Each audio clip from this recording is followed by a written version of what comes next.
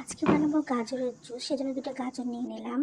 এটা ভালো মতো ওয়াশ করতে হবে। আমি এটাকে ভালো মতো ঘষে ঘষে ধুয়ে নিচ্ছি যাতে কোনো ময়লা না থাকে। ছুরির সাহায্যে আমি এটা খোসাটা ছাড়িয়ে নিচ্ছি।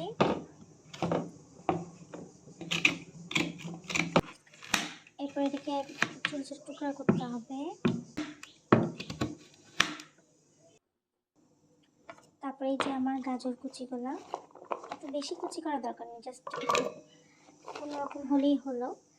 যেহেতু আমি এটাকে জুস বানাবো, সো ব্লেন্ডার জগে আমি সব গাজরের টুকরোগুলো দিয়ে দিলাম। সামান্য পানি অ্যাড করতে হবে।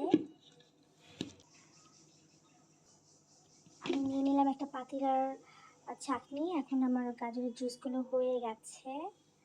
আমি এখন এটাকে ছাঁকনির সাহায্যে ছেঁকে নিচ্ছি।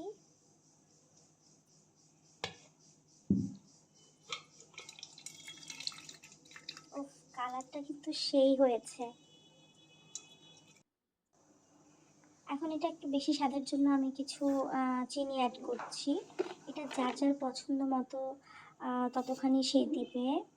আমি একটু মিষ্টি পছন্দ করি, তাই একটু বেশি পরিমাণ চিনি অ্যাড করলাম। সাথে আমি ঠান্ডা দুধ ইউজ করছি।